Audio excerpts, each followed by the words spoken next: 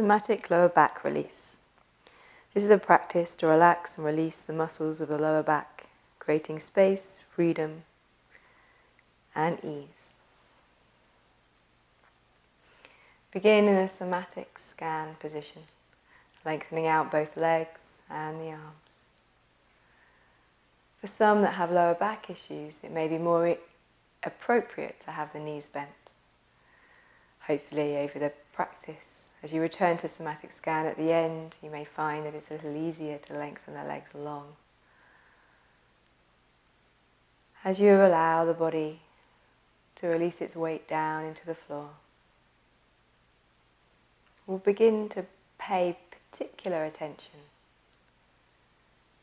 to the lower back and the pelvis. So noticing initially the tilt of the pelvis left and right. Does it feel as though one ASIS pokes up a little higher than the other? Or maybe you can gain a sense that maybe one hip is drawn up towards one shoulder, or indeed reaching down towards the foot.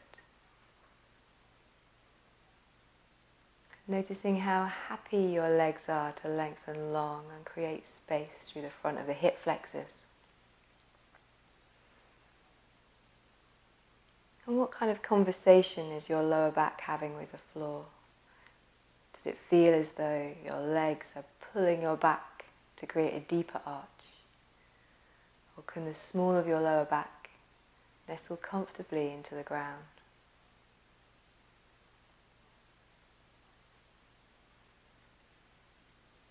Take a snapshot of the space and freedom available to you through your body and lying, so that we can return to it at the end of the practice.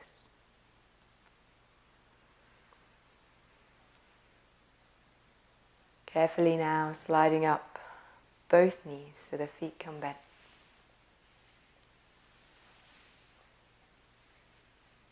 Deciding what happens in the pelvis as you slide the feet a little closer or a little further away, choosing to adjust the posture for your own needs.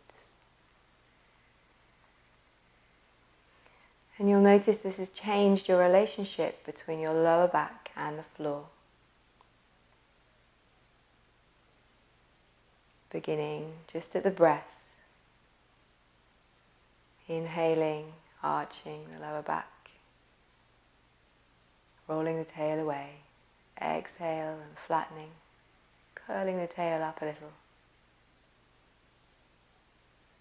What can you feel here? How smoothly can you transition?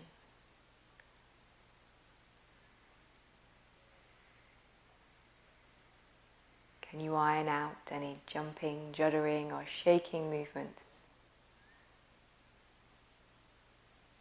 as this little dance happens between your arch and your flatten? Inhale, the muscles of the front body are lengthened and long. As you exhale, they contract and the muscles of the lower back become a little longer.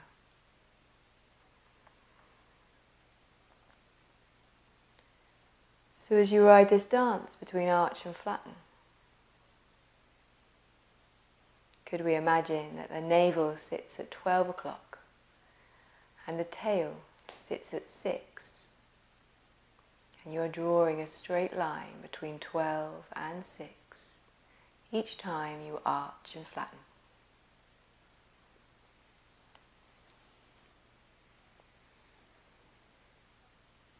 How straight is the line that you take between 12 and 6? Are there any deviations that take you one way or another?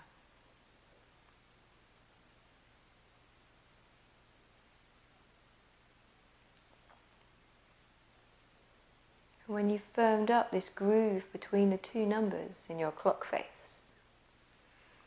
we're going to take the journey in the opposite direction. So picturing where your ASISs are, you'll imagine where 9-3 would be on the clock face, and gently rock a little from one side to another as you take the journey from one ASIS AIS to the other. Drawing a line across the back, tilting one pelvis as it bobs up and the other bobs down, and then taking it the other way. Travelling from one hip through the sacroiliac joint into the sacrum, and then over to the other sacroiliac into the hip. Containing the movement so you don't come into a great twist, just rock gently from one side to another.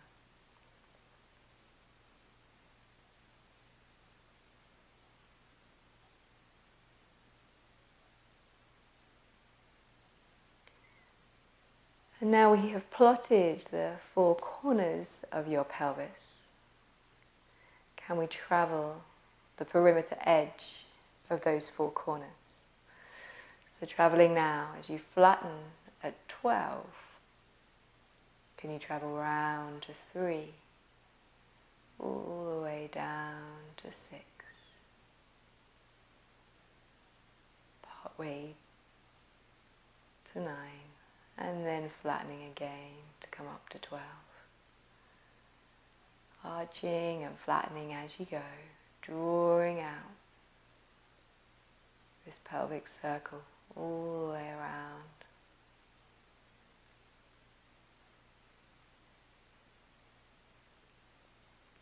Keeping your mind firmly on the journey that the pelvis has to take as it travels around these plotted marks.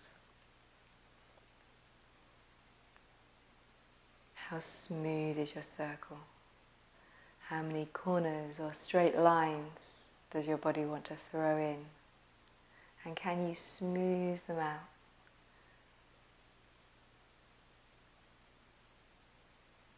And once you've found that circular action in the best way that you can today, can you reverse the movement and take it in the opposite direction? So travelling backwards around your clock face. Often you'll find that the other direction is not in your nature and will become more challenging.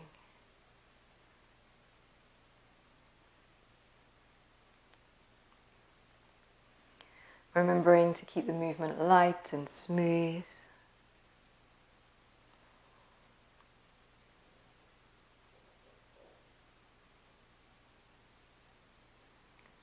And then when you complete the circle that you're on, pausing back to neutral.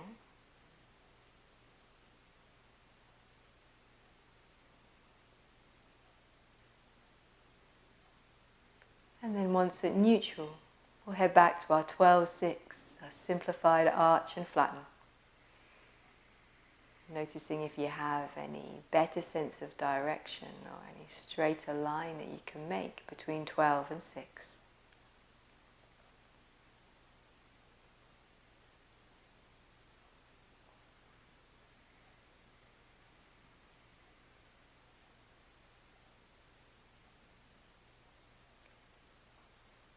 And then when you're ready, lengthening out your right leg long.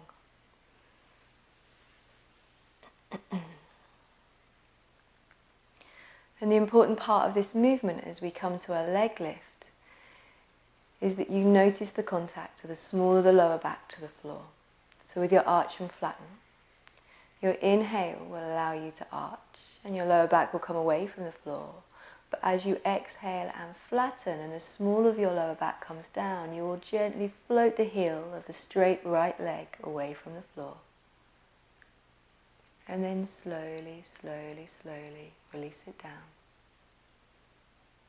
Turn the weight off and relax. And then your next inhale will take you into an arch. Only once you've exhaled and the small of the lower back comes towards the floor will you then take the leg into the lift, floating away from the floor. And then slowly, slowly, slowly down. The leg lift can be very small, it doesn't have to be terribly high, keeping it in a nice, contained range of motion.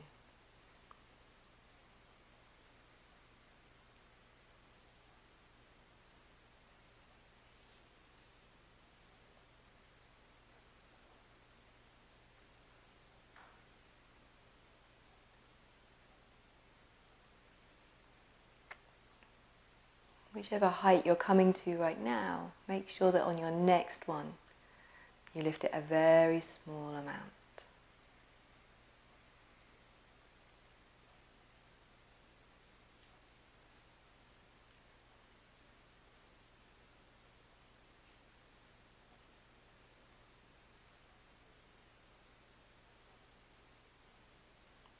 One last one, making it as small as you possibly can, connected into the psoas muscle as the lower back comes to the floor.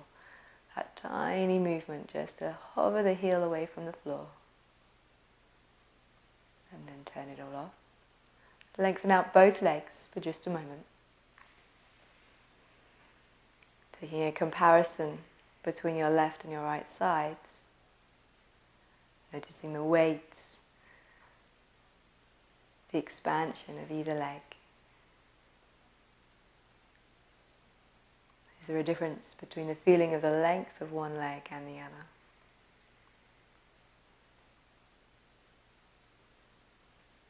When you have made all the comparisons that you need to, sliding up the opposite leg down. Bring the feet back to the floor. We'll take the movement over to the other side. So again, the important thing here is to inhale and arch. And only once you have exhaled and flattened the lower back down, will you connect into center. It's as though the leg joins to the navel. You'll float the heel of that foot. And then slowly, slowly lower, relax and release. Turn it all off. Inhale, arch. Exhale, flatten. Make that connection at your 12 o'clock to lift and float the foot up.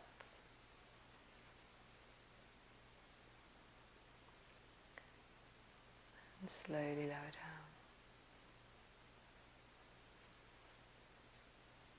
Noticing now, as you travel through these movements, if there is a difference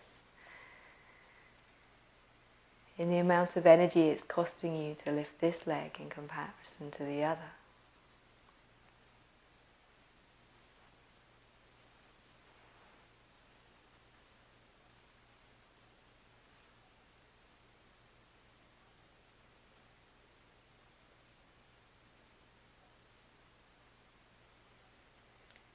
And these next couple that you take, trying to lift the leg a little lower.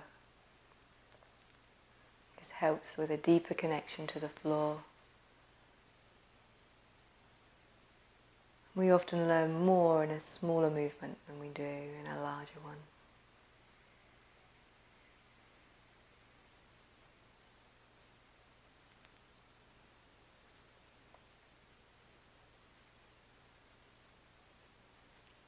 Making one last tiny movement on this leg.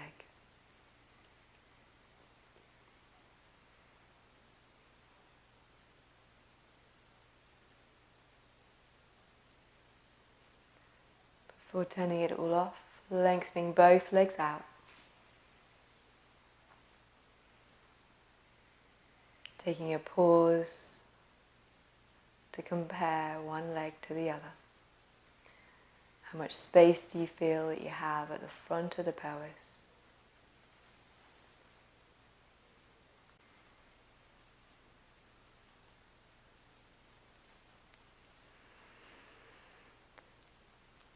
We'll take a transition now over onto all fours whenever you are ready. So doing anything that you need to do to make you feel that you can make that transition smooth and easy.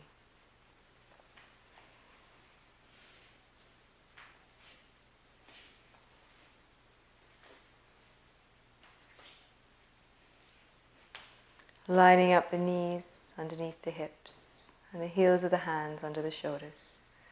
Coming to a nice neutral position. The gaze will look down as the back of the head is an extension of the spine. And just as we did in arch and flatten, feel that you can rock and release the lower back. So as you inhale, you'll drop the small of the back down and lift a little in the chin. And then as you exhale, you'll round the back, dropping the head down to look back towards the knees, lengthening the muscles of the lower back. As you arch, lifting the chin, dropping the lower back down, lengthening the muscles of the front body.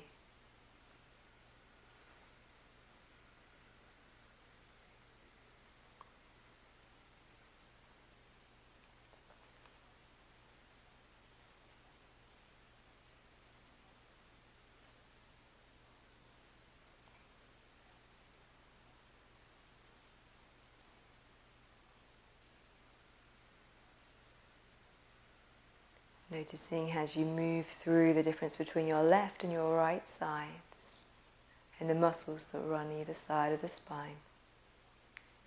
Can you keep your shoulders soft, your neck soft?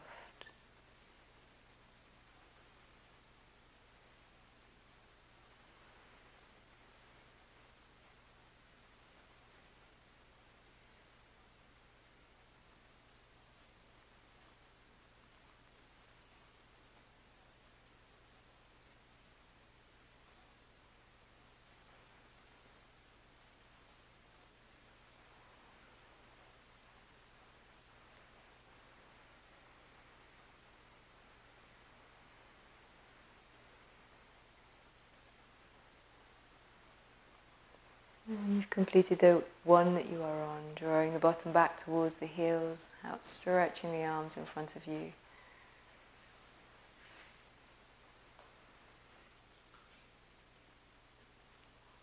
Aiming to relax the lower back as much as you can.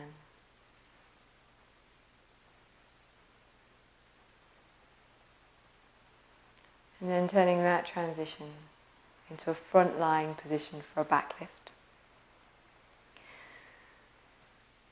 So taking a moment to lower the body down to the floor. Turn everything off for just a moment.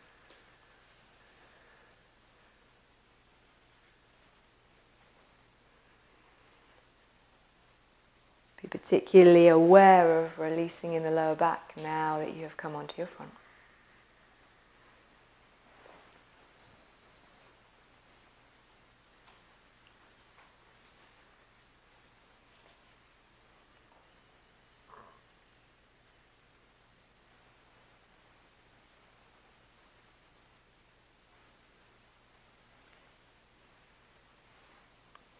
And then bringing your left arm alongside your body.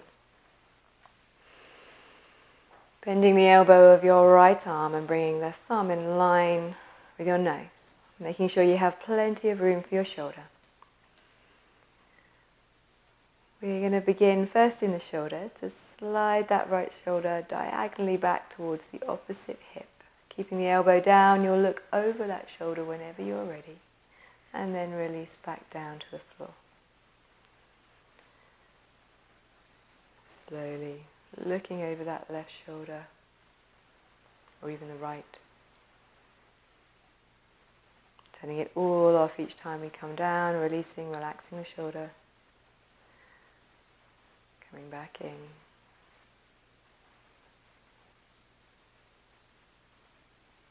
Noticing how the lower back feels as you lift and release each time, turning everything off each time you come down.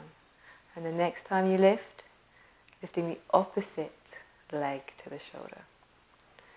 So it's your right shoulder, it'll be your left leg, and then slowly, slowly down. Make sure you're turning everything off. Relax the shoulder, the glutes, the lower back,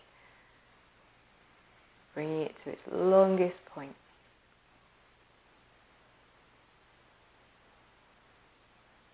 Slowly, slowly lengthening.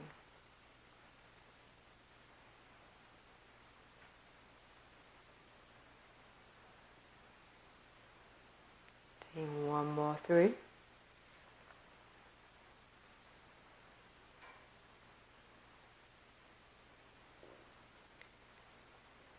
Turning everything off when you come down this time.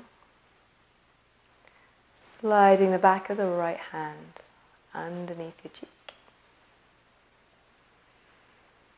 This is a slightly deeper movement that begins at the elbow. So beginning the lift from the point of the elbow, spiraling all the way up, lifting the leg, and then de-spiraling to come back to the floor. Remember, this movement could be tiny or as big as you're comfortable to make, listening to the movement in the lower back each time you do it.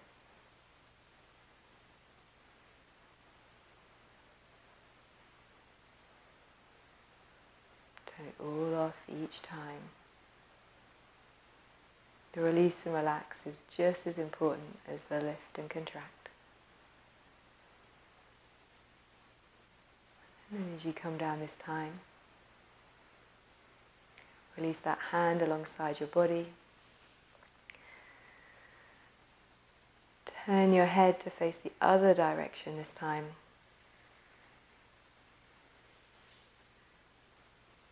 Bring the hand in line with the nose.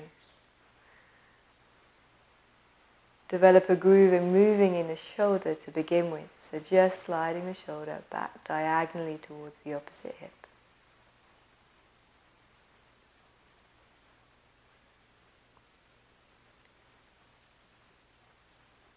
Learning to communicate a sense of release and relax each time you come down.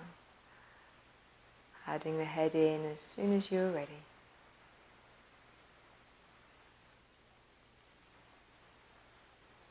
Turning the head to look over that shoulder. And if your body feels okay, transitioning to lifting in the opposite right leg.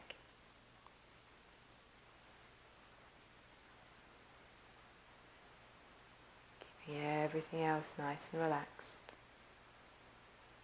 Turning it all off as you come down.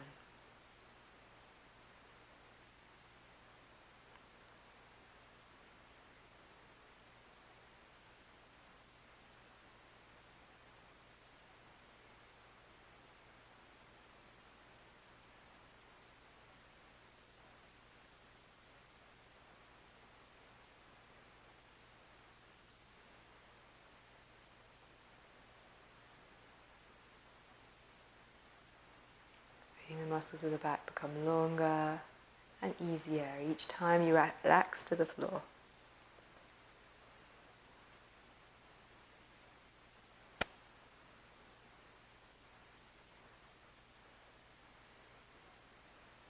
When you come down the next time, you'll slide the left hand underneath the cheek.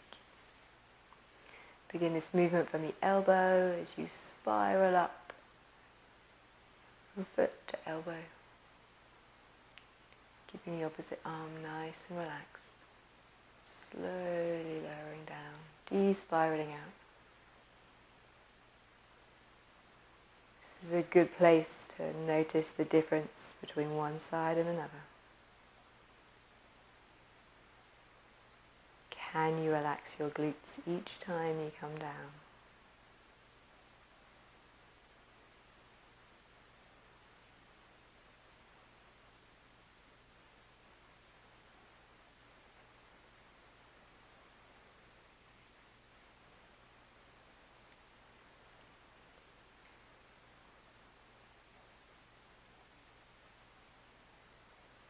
Come down this time, release the hands. Turn everything off.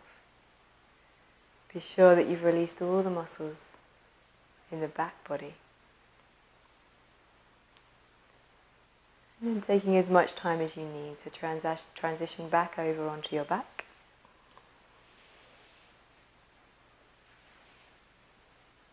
Making any movements you need to on the way.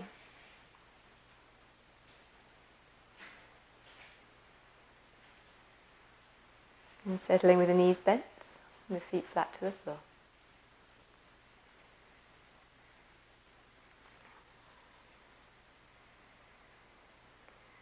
We'll take a nice counter posture to the movements that we've done in the back. So if you like to bring your right hand and place it behind the back of the head, leave your left resting on the floor. On your inhale, you'll take a diagonal arch between your right elbow and your left hip, arching diagonally out. And as you exhale and flatten, Turning to look at the opposite hip, you'll draw the elbow towards the knee.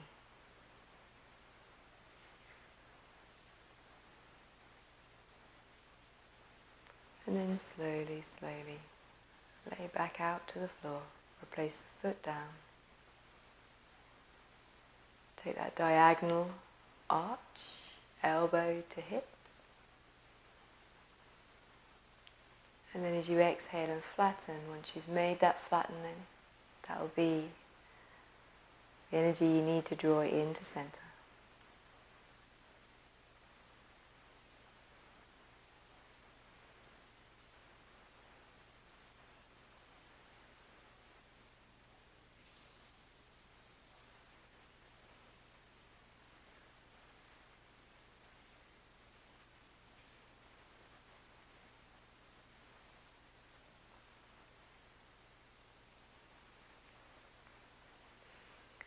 You come down this time, releasing the hand from the back of the head, relaxing it by your side. Taking the opposite hand, placing it behind the head again. Finding now in your body that diagonal left elbow, right hip as you arch. And then as you exhale and flatten, draw everything into center. Knee towards elbow, head turns a little towards the opposite hip. And then slowly, slowly down.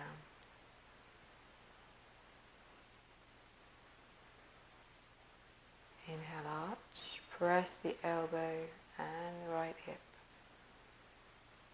Exhale, flatten.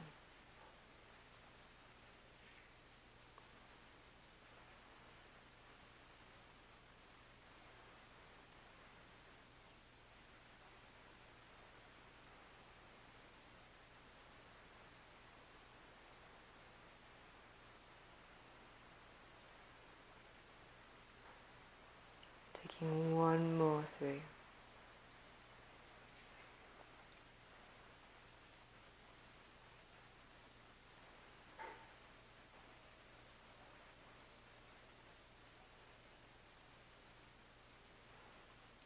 Placing the foot down and releasing the hand from behind your head and softening it by your side.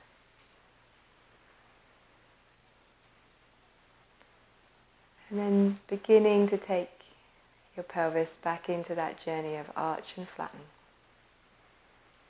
Rocking gently across the back of the sacrum.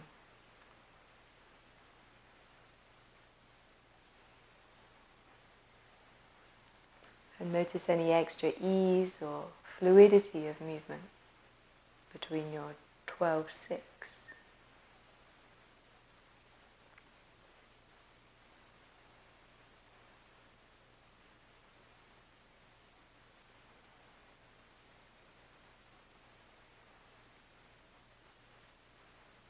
Have you managed to iron out any juddering or jerking or shaking?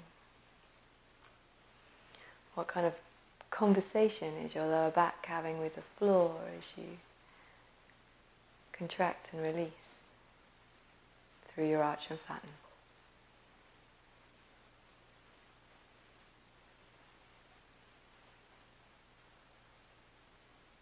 And then in your own time, sliding the legs long. Turning everything off. Relaxing your weight down deeply into the floor.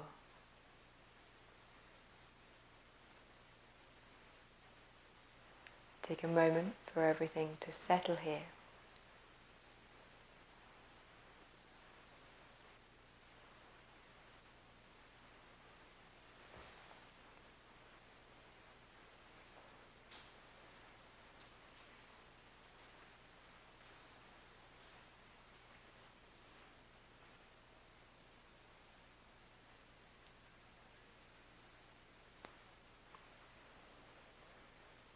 Returning to where we started, bring your awareness to how the pelvis interfaces with the floor. How much space does the front body have to allow the weight of the legs to lengthen long?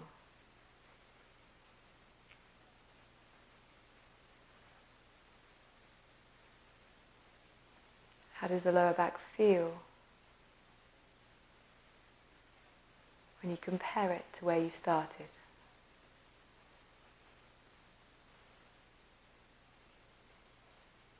Has there been any change or sense of feeling around the front of the pelvis?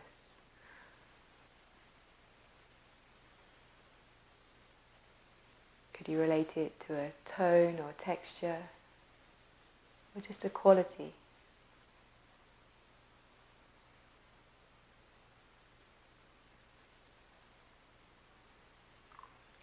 Before filing all of these thoughts away, turning everything else off.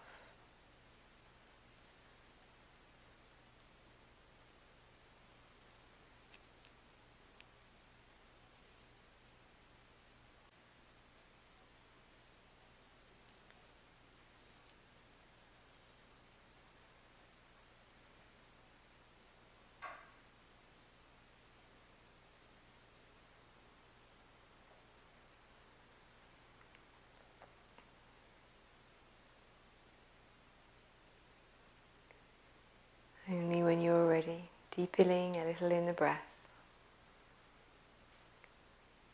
noticing the rise and fall.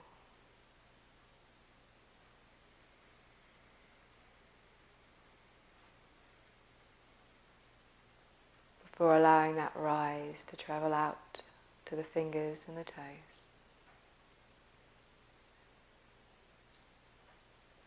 Easing through the arms and the legs.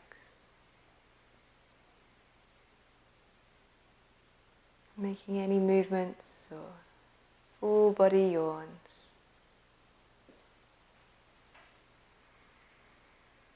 It would ready your body for movement.